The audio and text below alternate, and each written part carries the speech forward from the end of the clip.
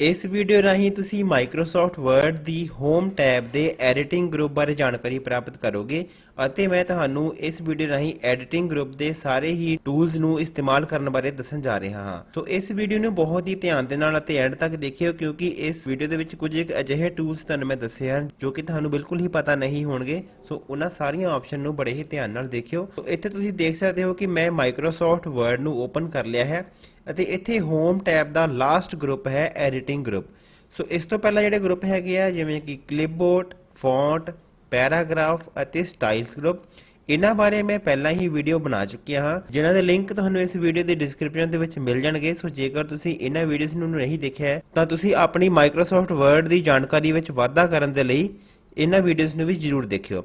ਸੋ ਸ਼ੁਰੂਆਤ ਕਰਦੇ ਹਾਂ ਐਡੀਟਿੰਗ ਗਰੁੱਪ ਤੋਂ। ਸੋ ਇੱਥੇ ਤੁਸੀਂ ਦੇਖ ਸਕਦੇ ਹੋ ਕਿ ਸਾਡੇ ਕੋਲ ਐਡੀਟਿੰਗ ਗਰੁੱਪ ਦੇ ਵਿੱਚ ਤਿੰਨ ਆਪਸ਼ਨ ਮਿਲਦੀਆਂ ਹਨ। ਸਭ ਤੋਂ ਪਹਿਲੀ ਆਪਸ਼ਨ ਹੈ ਫਾਈਂਡ, ਦੂਸਰੀ ਆਪਸ਼ਨ ਹੈ ਰਿਪਲੇਸ ਅਤੇ ਤੀਸਰੀ ਆਪਸ਼ਨ ਹੈ ਸਿਲੈਕਟ। ਸੋ ਸਭ ਤੋਂ ਪਹਿਲਾਂ ਅਸੀਂ ਫਾਈਂਡ ਦੇ ਉੱਤੇ ਜਿਵੇਂ ਹੀ ਕਲਿੱਕ ਕਰਦੇ ਹਾਂ ਤਾਂ ਸਾਨੂੰ ਅੱਗੇ ਦੋ ਆਪਸ਼ਨ ਮਿਲਦੀਆਂ ਹਨ, ਫਾਈਂਡ ਅਤੇ ਗੋ ਟੂ। ਸੋ ਇੱਥੇ ਮੈਂ ਫਾਈਂਡ ਆਪਸ਼ਨ ਦੇ ਉੱਤੇ ਜਿਵੇਂ ਹੀ ਕਲਿੱਕ ਕਰਦਾ ਹਾਂ ਤਾਂ ਸਾਡੇ ਕੋਲ ਇੱਕ ਨਵੀਂ ਵਿੰਡੋ ਓਪਨ ਹੋ ਜਾਂਦੀ ਹੈ। ਇਸ ਵਿੰਡੋ ਦੇ ਵਿੱਚ ਸਾਨੂੰ ਤਿੰਨ ਟੈਬ ਦਿਖਾਈ ਦਿੰਦੇ ਹਨ। ਸਭ ਤੋਂ ਪਹਿਲੀ ਟੈਬ ਹੈ ਫਾਈਂਡ, ਦੂਸਰੀ ਟੈਬ ਹੈ ਰਿਪਲੇਸ ਅਤੇ ਥਰਡ ਟੈਬ ਹੈ ਗੋ ਟੂ। ਸੋ ਸਭ ਤੋਂ ਪਹਿਲਾਂ ਅਸੀਂ ਫਾਈਂਡ ਆਪਸ਼ਨ ਨੂੰ ਯੂਜ਼ ਕਰਕੇ ਦੇਖਦੇ ਹਾਂ। ਸੋ ਫਾਈਂਡ ਆਪਸ਼ਨ ਕੀ ਹੁੰਦੀ ਹੈ? ਜੇਕਰ ਮੰਨ ਲਓ ਤੁਸੀਂ ਕੋਈ ਡਾਕੂਮੈਂਟ ਬਣਾਇਆ ਹੈ ਜਿਸ ਦੇ ਕਿ ਮਲਟੀਪਲ ਪੇजेस ਹਨ, ਯਾਨੀ ਕਿ ਬਹੁਤ ਜ਼ਿਆਦਾ ਪੇजेस ਹਨ ਅਤੇ ਬਹੁਤ ਜ਼ਿਆਦਾ ਟੈਕਸਟ ਤੁਸੀਂ ਉਸ ਦੇ ਵਿੱਚ ਟਾਈਪ ਕੀਤਾ ਹੋਇਆ ਹੈ ਅਤੇ ਤੁਸੀਂ ਉਸ ਟੈਕਸਟ ਦੇ ਵਿੱਚੋਂ ਕੋਈ ਵੀ ਅਜਿਹੀ ਲਾਈਨ ਜਾਂ ਕੋਈ ਵੀ ਐਸਾ ਟੈਕਸਟ ਤੁਸੀਂ ਸਰਚ ਕਰਨਾ ਚਾਹੁੰਦੇ ਹੋ ਤਾਂ ਤੁਸੀਂ ਉਸ ਟੈਕਸਟ ਨੂੰ ਇੱਥੇ ਫਾਈਂਡ ਵਟ ਦੇ ਅੱਗੇ ਜਿਹੜਾ ਬਾਕਸ ਬਣਿਆ ਹੋਇਆ ਹੈ ਇੱਥੇ ਟਾਈਪ ਕਰਕੇ ਤੁਸੀਂ ਉਸ ਨੂੰ ਸਰਚ ਕਰ ਸਕਦੇ ਹੋ। ਸੋ ਫੋਰ ਐਗਜ਼ਾਮਪਲ ਮੈਂ ਇੱਥੇ ਆਪਣੇ ਇਸ ਡਾਕੂਮੈਂਟ ਦੇ ਵਿੱਚ ਇਸ ਟੈਕਸਟ ਫਾਈਲ ਦੇ ਵਿੱਚ ਮੈਂ ਇਨਸਰਟ ਵਰਡ ਨੂੰ ਫਾਈਂਡ ਕਰਨਾ ਚਾਹੁੰਦਾ ਹਾਂ ਤਾਂ ਸਭ ਤੋਂ ਪਹਿਲਾਂ ਮੈਂ ਇੱਥੇ ਇਨਸਰਟ ਟਾਈਪ ਕਰ ਲਿਆ ਹੈ। ਇਸ ਤੋਂ ਬਾਅਦ ਅਸੀਂ ਇੱਥੇ ਫਾਈਂਡ ਇਨ ਦੇ ਉੱਤੇ ਕਲਿੱਕ ਕਰ ਦੇਣਾ ਹੈ। ਇੱਥੇ ਫਾਈਂਡ ਇਨ ਦੇ ਉੱਤੇ ਕਲਿੱਕ ਕਰਨ ਤੋਂ ਬਾਅਦ ਸਾਨੂੰ ਮੇਨ ਡਾਕੂਮੈਂਟ ਦੀ ਇੱਕ ਆਪਸ਼ਨ ਮਿਲਦੀ ਹੈ। ਸੋ ਮੈਂ ਮੇਨ ਡਾਕੂਮੈਂਟ ਦੇ ਉੱਤੇ ਜਿਵੇਂ ਹੀ ਕਲਿੱਕ ਕਰਦਾ ਹਾਂ ਤਾਂ ਤੁਸੀਂ ਦੇਖੋਗੇ ਕਿ ਸਾਡਾ ਜਿਹੜਾ ਮੇਨ ਡਾਕੂਮੈਂਟ ਹੈਗਾ ਉਸ ਦੇ ਵਿੱਚ ਜਿੰਨੀ ਵਾਰੀ ਵੀ ਅਸੀਂ ਇਨਸਰਟ ਲਿਖਿਆ ਹੋਇਆ ਹੈ ਉਹ ਸਾਰਾ ਦਾ ਸਾਰਾ ਸਾਡੇ ਸਾਹਮਣੇ ਆ ਗਿਆ ਹੈ। ਸੋ ਅਸੀਂ ਇਸ ਤਰੀਕੇ ਨਾਲ ਕਿਸੇ ਵੀ ਵਰਡ ਨੂੰ ਜਾਂ ਕਿਸੇ ਵੀ ਸੈਂਟੈਂਸ ਨੂੰ, ਕਿਸੇ ਵੀ ਲਾਈਨ ਨੂੰ ਅਸੀਂ ਸਰਚ ਕਰ ਸਕਦੇ ਹਾਂ, ਫਾਈਂਡ ਕਰ ਸਕਦੇ ਹਾਂ। ਸੋ ਇਸ ਤੋਂ ਇਲਾਵਾ ਤੁਸੀਂ ਇੱਥੇ ਦੇਖੋ ਕਿ ਫਾਈਂਡ ਇਨ ਦੇ ਉੱਤੇ ਜਿਵੇਂ ਹੀ ਮੈਂ ਕਲਿੱਕ ਕਰਦਾ ਹਾਂ ਤਾਂ ਸਾਨੂੰ ਇੱਥੇ ਦੋ ਆਪਸ਼ਨ ਮਿਲਦੀਆਂ ਹਨ। ਪਹਿਲੀ ਆਪਸ਼ਨ ਹੈ ਕਰੰਟ ਸਿਲੈਕਸ਼ਨ ਅਤੇ ਦੂਸਰੀ ਆਪਸ਼ਨ ਹੈ ਮੇਨ ਡਾਕੂਮੈਂਟ। ਮੇਨ ਡਾਕੂਮੈਂਟ ਦੇ ਉੱਤੇ ਜਿਵੇਂ ਹੀ ਅਸੀਂ ਕਲਿੱਕ ਕਰਾਂਗੇ ਤਾਂ ਇਸ ਨੇ ਪੂਰੇ ਦੇ ਪੂਰੇ ਡਾਕੂਮੈਂਟ ਦੇ ਵਿੱਚ ਸਾਨੂੰ ਉਹ ਵਰਡ ਸਰਚ ਕਰਕੇ ਦਿਖਾ ਦੇਣਾ ਹੈਗਾ ਆ ਜਿਹੜਾ ਅਸੀਂ ਇੱਥੇ ਫਾਈਂਡ ਵਰਡ ਦੇ ਵਿੱਚ ਟਾਈਪ ਕੀਤਾ ਹੋਇਆ ਹੈ। ਪਰ ਜੇਕਰ ਅਸੀਂ ਆਪਣੀ ਸਰਚ ਜਿਹੜੀ ਹੈਗੀ ਆ ਉਹ ਕਿਸੇ ਸਪੈਸੀਫਿਕ ਪੈਰਾਗ੍ਰਾਫ ਦੇ ਵਿੱਚ ਕਰਨੀ ਚਾਹੁੰਦੇ ਹਾਂ ਤਾਂ ਅਸੀਂ ਉਸ ਨੂੰ ਕਰੰਟ ਸਿਲੈਕਸ਼ਨ ਦੇ ਥਰੂ ਕਰਾਂਗੇ। ਸੋ ਇਸ ਨੂੰ ਸਮਝਾਉਣ ਦੇ ਲਈ ਪਹਿਲਾਂ ਮੈਂ ਕੀ ਕਰਦਾ ਹਾਂ, ਸਭ ਤੋਂ ਪਹਿਲਾਂ ਮੈਂ ਇੱਕ ਪੈਰਾਗ੍ਰਾਫ ਨੂੰ ਸਿਲੈਕਟ ਕਰ ਲੈਣਾ ਹਾਂ। ਸੋ ਇਸ ਪੈਰਾਗ੍ਰਾਫ ਨੂੰ ਮੈਂ ਇੱਥੇ ਸਿਲੈਕਟ ਕਰ ਲਿਆ ਹੈ। ਹੁਣ ਇੱਥੇ ਦੁਬਾਰਾ ਤੋਂ ਮੈਂ ਫਾਈਂਡ ਦੇ ਉੱਤੇ ਕਲਿੱਕ ਕਰਦਾ ਹਾਂ।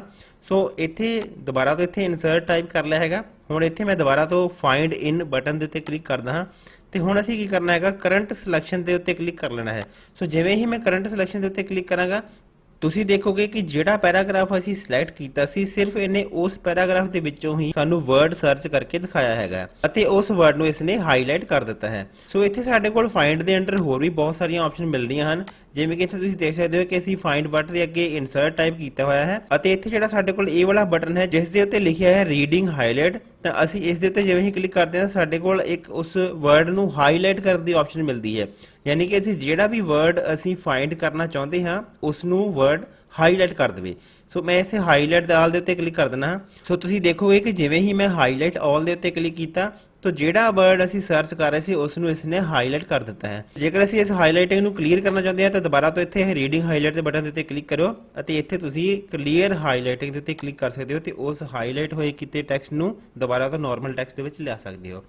ਇਸ ਤੋਂ ਇਲਾਵਾ ਜੇਕਰ ਅਸੀਂ ਪੂਰੇ ਦੇ ਪੂਰੇ ਡਾਕੂਮੈਂਟ ਦੇ ਵਿੱਚ ਇੱਕ ਇੱਕ ਵਰਡ ਨੂੰ ਸਰਚ ਕਰਨਾ ਹੋਵੇ ਤਾਂ ਸਾਡੇ ਕੋਲ ਇੱਥੇ ਫਾਈਂਡ ਨੈਕਸਟ ਦੀ ਆਪਸ਼ਨ ਆ ਜਾਂਦੀ ਹੈ। ਸੋ ਜੋ ਵੀ ਵਰਡ ਅਸੀਂ ਇੱਥੇ ਟਾਈਪ ਕੀਤਾ ਹੋਏਗਾ ਉਸ ਨੂੰ ਅਸੀਂ ਨੈਕਸਟ ਦੇ ਉੱਤੇ ਕਲਿੱਕ ਕਰਕੇ ਦੇਖ ਸਕਦੇ ਹਾਂ ਕਿ ਉਹ ਜਿਹੜਾ ਵਰਡ ਹੈਗਾ ਉਹ ਕਿੱਥੇ ਕਿੱਥੇ ਅਸੀਂ ਟਾਈਪ ਕੀਤਾ ਹੋਇਆ ਹੈ। ਲਾਸਟ ਵਿੱਚ ਸਾਡੇ ਕੋਲ ਆਪਸ਼ਨ ਹੈ ਕਲੋਜ਼ ਦੀ, ਇਸ ਨੂੰ ਅਸੀਂ ਕਲੋਜ਼ ਕਰ ਲੈਂਦੇ ਹਾਂ। ਸੋ ਅਗਲੀ ਸਾਡੇ ਕੋਲ ਆਪਸ਼ਨ ਮਿਲ ਜਾਂਦੀ ਹੈ ਰਿਪਲੇਸ ਦੀ। ਜਿਵੇਂ ਹੀ ਅਸੀਂ ਰਿਪਲੇਸ ਦੇ ਉੱਤੇ ਕਲਿੱਕ ਕਰਦੇ ਹਾਂ ਤਾਂ ਸਾਡੇ ਕੋਲ ਇੱਕ ਨਵੀਂ ਵਿੰਡੋ ਓਪਨ ਹੋ ਜਾਂਦੀ ਹੈ। ਇੱਥੇ ਅਸੀਂ ਜਿਸ ਵੀ ਵਰਡ ਦੇ ਨਾਲ ਰਿਪਲੇਸ ਕਰਨਾ ਚਾਹੁੰਦੇ ਹਾਂ ਉਸ ਨੂੰ ਇੱਥੇ ਅਸੀਂ ਟਾਈਪ ਕਰ ਸਕਦੇ ਹਾਂ। ਫੋਰ ਐਗਜ਼ਾਮਪਲ ਮੰਨ ਲਓ ਮੈਂ ਇੱਥੇ ਯੂ ਵਰਡ ਨੂੰ ਵੀ ਵਰਡ ਦੇ ਨਾਲ ਰਿਪਲੇਸ ਕਰਨਾ ਚਾਹੁੰਦਾ ਹਾਂ ਤਾਂ ਤੁਸੀਂ ਕੀ ਕਰੋਗੇ, ਸਭ ਤੋਂ ਪਹਿਲਾਂ ਤੁਸੀਂ ਇੱਥੇ ਦੇਖੋ ਕਿ ਸਾਡੇ ਕੋਲ ਜਿੱਥੇ ਜਿੱਥੇ ਵੀ ਯੂ ਟਾਈਪ ਕੀਤਾ ਹੋਇਆ ਹੈ, ਫੋਰ ਐਗਜ਼ਾਮਪਲ ਮੈਂ ਇੱਥੇ ਯੂ ਟਾਈਪ ਕੀਤਾ ਹੋਇਆ ਹੈ। ਇਸ ਤੋਂ ਇਲਾਵਾ ਹੋਰ ਵੀ ਬਹੁਤ ਸਾਰੀਆਂ ਲਾਈਨਾਂ ਹੋਣਗੀਆਂ ਜਿਨ੍ਹਾਂ ਵਿੱਚ ਅਸੀਂ ਯੂ ਟਾਈਪ ਕੀਤਾ ਹੈ। ਇਸ ਯੂ ਨੂੰ ਅਸੀਂ ਵੀ ਦੇ ਨਾਲ ਰਿਪਲੇਸ ਕਰ ਦੇਣਾ ਹੈ। ਸੋ ਇੱਥੇ ਸਾਡੇ ਕੋਲ ਸਭ ਤੋਂ ਪਹਿਲਾ ਬਟਨ ਜਿਹੜਾ ਹੈਗਾ ਆ ਉਹ ਰਿਪਲੇਸ ਦਾ ਹੈ। ਤੁਸੀਂ ਦੇਖੋ ਇੱਕ ਮੈਂ ਇੱਥੇ ਯੂ ਟਾਈਪ ਕੀਤਾ ਹੈ, ਇੱਕ ਇੱਥੇ ਵੀ ਯੂ ਟਾਈਪ ਕੀਤਾ ਹੈ। ਸੋ ਜਿਵੇਂ ਹੀ ਮੈਂ ਰਿਪਲੇਸ ਦੇ ਉੱਤੇ ਕਲਿੱਕ ਕਰਦਾ ਹਾਂ, ਇਹ ਵਾਲਾ ਵੀ ਤਾਂ ਰਿਪਲੇਸ ਹੋ ਗਿਆ, ਪਰ ਇਹ ਵਾਲਾ ਰਿਪਲੇਸ ਹਾਲੇ ਨਹੀਂ ਹੋਇਆ।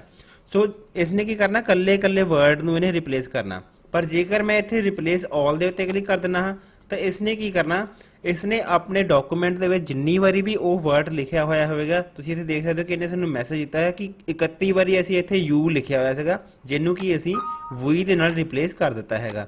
ਸੋ ਇੱਥੇ ਤੁਸੀਂ ਦੇਖੋਗੇ ਕਿ ਜਿੱਥੇ ਜਿੱਥੇ ਵੀ ਯੂ ਲਿਖਿਆ ਸੀਗਾ ਉੱਥੇ ਉੱਥੇ ਵੀ ਟਾਈਪ ਹੋ ਗਿਆ ਹੈ। ਸੋ ਇਸ ਤਰੀਕੇ ਨਾਲ ਅਸੀਂ ਕਿਸੇ ਵੀ ਵਰਡ ਨੂੰ ਰਿਪਲੇਸ ਕਰ ਸਕਦੇ ਹਾਂ। ਸੋ ਇੱਥੇ ਨੈਕਸਟ ਸਾਡੇ ਕੋਲ ਟੈਬ ਜਿਹੜੀ ਮਿਲਦੀ ਹੈ ਉਸ ਦਾ ਨਾਮ ਹੈ ਗੋ ਟੂ।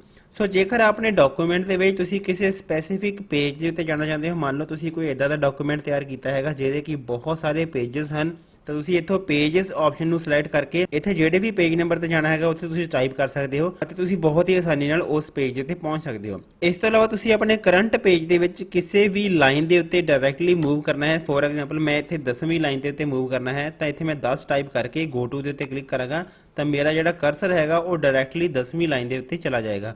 ਸੋ ਇਸ ਤਰੀਕੇ ਨਾਲ ਤੁਹਾਨੂੰ ਇੱਥੇ ਬਹੁਤ ਸਾਰੀਆਂ ਆਪਸ਼ਨ ਮਿਲਦੀਆਂ ਹਨ, ਜਿਵੇਂ ਕਿ bookmark, comment, footnote, field, table, ਇਸ ਤਰ੍ਹਾਂ ਦੀਆਂ ਤੁਹਾਨੂੰ ਬਹੁਤ ਸਾਰੀਆਂ ਆਪਸ਼ਨ ਮਿਲਦੀਆਂ ਹਨ। ਸੋ ਇਹਨਾਂ ਸਾਰਿਆਂ ਨੂੰ ਯੂਜ਼ ਕਰਕੇ ਤੁਸੀਂ ਉਸ ਡਾਇਰੈਕਟਲੀ ਉਸ ਆਬਜੈਕਟ ਦੇ ਉੱਤੇ ਜਾਂ ਫਿਰ ਉਸ ਲਾਈਨ ਦੇ ਉੱਤੇ ਜਾਂ ਫਿਰ ਉਸ ਪੇਜ ਦੇ ਉੱਤੇ ਜਾ ਸਕਦੇ ਹੋ। ਸੋ ਇਸ ਨੂੰ ਮੈਂ ਕਲੋਜ਼ ਕਰ ਦਿੰਦਾ ਹਾਂ। ਇੱਥੇ ਸਾਡੇ ਕੋਲ ਅਗਲੀ ਆਪਸ਼ਨ ਆ ਜਾਂਦੀ ਹੈਗੀ ਹੈ ਸਿਲੈਕਟ ਦੀ।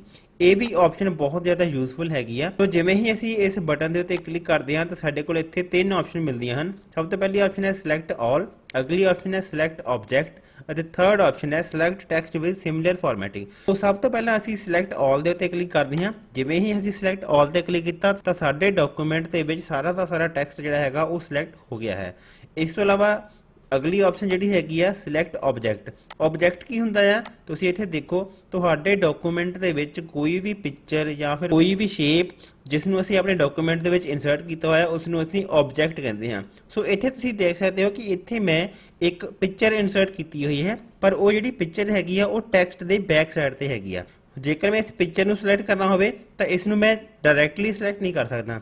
ਤੁਸੀਂ ਐਗਜ਼ਾਮਪਲ ਦੇ ਤੌਰ ਤੇ ਦੇਖ ਲਓ, ਮੈਂ ਇੱਥੇ ਇਸ ਨੂੰ ਜਿਵੇਂ ਹੀ ਸਿਲੈਕਟ ਕਰਦਾ ਹਾਂ ਤਾਂ ਉੱਪਰ ਵਾਲਾ ਟੈਕਸਟ ਤਾਂ ਸਿਲੈਕਟ ਹੋ ਰਿਹਾ ਹੈ, ਪਰ ਉਸ ਟੈਕਸਟ ਦੇ ਹੇਠਾਂ ਜਿਹੜੀ ਪਿਕਚਰ ਹੈਗੀ ਆ, ਜਿਹੜਾ ਆਬਜੈਕਟ ਹੈਗਾ ਆ, ਉਹ ਸਿਲੈਕਟ ਨਹੀਂ ਹੋ ਰਿਹਾ। ਸੋ ਉਸ ਆਬਜੈਕਟ ਨੂੰ ਸਿਲੈਕਟ ਕਰਨ ਲਈ ਮੈਂ ਇੱਥੇ ਸਿਲੈਕਟ ਦੇ ਉੱਤੇ ਕਲਿੱਕ ਕਰਾਂਗਾ। ਇੱਥੇ ਮੈਂ ਸਿਲੈਕਟ ਆਬਜੈਕਟ ਦੇ ਉੱਤੇ ਕਲਿੱਕ ਕਰਾਂਗਾ। ਹੁਣ ਜੇ ਮੈਂ ਇੱਥੇ ਕਲਿੱਕ ਕਰਦਾ ਹਾਂ ਤਾਂ ਤੁਸੀਂ ਦੇਖੋਗੇ ਕਿ ਜੋ ਟੈਕਸਟ ਦੇ ਪਿੱਛੇ ਵਾਲਾ ਆਬਜੈਕਟ ਹੈਗਾ ਆ ਉਹ ਸਿਲੈਕਟ ਹੋ ਗਿਆ। ਹੁਣ ਇਸ ਨੂੰ ਮੈਂ ਇਸਦਾ ਸਾਈਜ਼ ਵੱਡਾ ਕਰ ਸਕਦਾ ਹਾਂ, ਉੱਪਰ ਹੇਠਾਂ ਮੂਵ ਕਰ ਸਕਦਾ ਹਾਂ। ਉੱਪਰ ਵਾਲੇ ਟੈਕਸਟ ਨੂੰ ਕੋਈ ਵੀ ਫਰਕ ਨਹੀਂ ਪੈ ਰਿਹਾ, ਉਸ ਦੇ ਹੇਠਾਂ ਜਿਹੜਾ ਆਬਜੈਕਟ ਹੈਗਾ ਆ ਉਹ ਹੀ ਸਿਲੈਕਟ ਹੋ ਗਿਆ ਹੈ। ਸੋ ਇਸ ਤੋਂ ਇਲਾਵਾ ਹੁਣ ਸਾਡੇ ਕੋਲ ਅਗਲੀ ਆਪਸ਼ਨ ਜਿਹੜੀ ਹੈਗੀ ਹੈ ਸਿਲੈਕਟ ਦੇ ਅੰਡਰ, ਉਹ ਹੈ select text with similar formatting. For example ਮੈਂ ਇੱਥੇ ਕਿਸੇ ਟੈਕਸਟ ਨੂੰ ਫਾਰਮੈਟਿੰਗ ਦੇ ਦਿੰਦਾ ਹਾਂ। ਫੋਰ ਐਗਜ਼ਾਮਪਲ ਇੱਥੇ ਮੈਂ ਇਸ ਨੂੰ ਬੋਲਡ ਕਰ ਲਿਆ ਹੈ, ਇਸ ਦਾ ਮੈਂ ਕਲਰ ਜਿਹੜਾ ਹੈਗਾ ਆ ਉਹ ਇੱਥੋਂ ਰੈੱਡ ਕਰ ਦਿੰਦਾ ਹਾਂ, ਇਸ ਦਾ ਸਾਈਜ਼ ਮੈਂ ਥੋੜਾ ਜਿਹਾ ਇਨਕਰੀਜ਼ ਕਰ ਦਿੰਦਾ ਤੇ ਇਸ ਫਾਰਮੈਟਿੰਗ ਨੂੰ ਮੈਂ ਫਾਰਮੈਟ ਪੇਂਟਰ ਦੀ ਮਦਦ ਨਾਲ 2-3 ਹੋਰ ਵਰਡ ਦੇ ਉੱਤੇ ਅਪਲਾਈ ਕਰ ਦਿੰਦਾ ਹਾਂ। ਸੋ ਇੱਥੇ ਦੇਖੋ, ਇੱਥੇ ਵੀ ਮੈਂ ਅਪਲਾਈ ਕਰ ਦਿੱਤੀ ਫਾਰਮੈਟਿੰਗ, ਇਸ ਨੂੰ ਇੱਥੇ ਵੀ ਅਪਲਾਈ ਕਰ ਦਿੱਤਾ, ਇਸ ਤਰੀਕੇ ਨਾਲ ਇੱਥੇ ਵੀ ਅਪਲਾਈ ਕਰ ਦਿੱਤਾ। ਸੋ ਹੁਣ ਇੱਥੇ ਕੀ ਕਰਾਂਗੇ, ਇਸ ਫਾਰਮੈਟ ਨੂੰ ਡਿਸਲੈਕਟ ਕਰਨ ਲਈ ਇੱਥੇ ਅਸੀਂ ਫਾਰਮੈਟ ਪੇਂਟਰ ਤੇ 2 ਵਾਰੀ ਕਲਿੱਕ ਕਰ ਦਿੱਤਾ। ਸੋ ਜੇਕਰ ਤੁਹਾਨੂੰ ਫਾਰਮੈਟ ਪੇਂਟਰ ਯੂਜ਼ ਕਰਨਾ ਨਹੀਂ ਆਉਂਦਾ ਹੈਗਾ ਤਾਂ ਉਸ ਬਾਰੇ ਮੈਂ ਕਲਿੱਪਬੋਰਡ ਵਾਲੀ ਵੀਡੀਓ ਦੇ ਵਿੱਚ ਤੁਹਾਨੂੰ ਦੱਸਿਆ ਸੀ, ਤੁਸੀਂ ਉਸ ਦੇ ਵਿੱਚ ਦੇਖ ਸਕਦੇ ਹੋ। ਫਿਲਹਾਲ ਇੱਥੇ ਤੁਸੀਂ ਦੇਖ ਸਕਦੇ ਹੋ ਕਿ ਮੈਂ ਕੁਝ ਇੱਕ ਵਰਡ ਸਿਲੈਕਟ ਕੀਤੇ ਹਨ ਅਤੇ ਉਹਨਾਂ ਉੱਤੇ ਮੈਂ ਕੁਝ ਇੱਕ ਫਾਰਮੈਟਿੰਗ ਅਪਲਾਈ ਕਰ ਦਿੱਤੀ ਹੈ। ਸੋ ਇੱਥੇ ਹੁਣ ਮੈਂ ਜਿਵੇਂ ਹੀ ਸਿਲੈਕਟ ਆਪਸ਼ਨ ਦੇ ਉੱਤੇ ਜਾਣਾ ਹਾਂ ਅਤੇ select text with similar formatting ਦੇ ਉੱਤੇ ਕਲਿੱਕ ਕਰਦਾ ਹਾਂ ਤਾਂ ਤੁਸੀਂ ਇੱਥੇ ਦੇਖੋਗੇ ਕਿ ਸਿਰਫ ਉਹੀ ਟੈਕਸਟ ਸਿਲੈਕਟ ਹੋਇਆ ਹੈ ਜਿਨ੍ਹਾਂ ਦੀ ਫਾਰਮੈਟਿੰਗ ਸੇਮ ਹੈਗੀ ਆ। ਹੁਣ ਮੈਂ ਇਸ ਫਾਰਮੈਟਿੰਗ ਨੂੰ ਚੇਂਜ ਵੀ ਕਰ ਸਕਦਾ ਹਾਂ। ਹੁਣ ਮੈਂ ਇਸ ਦੇ ਵਿੱਚ ਚਾਹੇ ਇਸ ਦਾ ਸਾਈਜ਼ ਛੋਟਾ ਕਰ ਲਵਾਂ ਜਾਂ ਇਸ ਨੂੰ ਮੈਂ ਅੰਡਰਲਾਈਨ ਕਰ ਸਕਦਾ ਹਾਂ, ਤਾਂ ਤੁਸੀਂ ਦੇਖੋਗੇ ਉਹ ਫਾਰਮੈਟਿੰਗ ਸਾਰਿਆਂ ਦੇ ਉੱਤੇ ਸੇਮ ਅਪਲਾਈ ਹੋ ਰਹੀ ਹੈ। ਜਾਂ ਮੈਂ ਇਸ ਨੂੰ ਬੋਲਡ ਇਫੈਕਟ ਹਟਾ ਦਿੰਦਾ ਹਾਂ, ਅੰਡਰਲਾਈਨ ਇਫੈਕਟ ਹਟਾ ਦਿੰਦਾ ਹਾਂ, ਜਾਂ ਫਿਰ ਇੱਥੋਂ ਮੈਂ ਕੋਈ ਵੀ ਹੋਰ ਕਲਰ ਜਿਹੜਾ ਹੈਗਾ ਇਹਦੇ ਉੱਤੇ ਅਪਲਾਈ ਕਰ ਸਕਦਾ ਹਾਂ।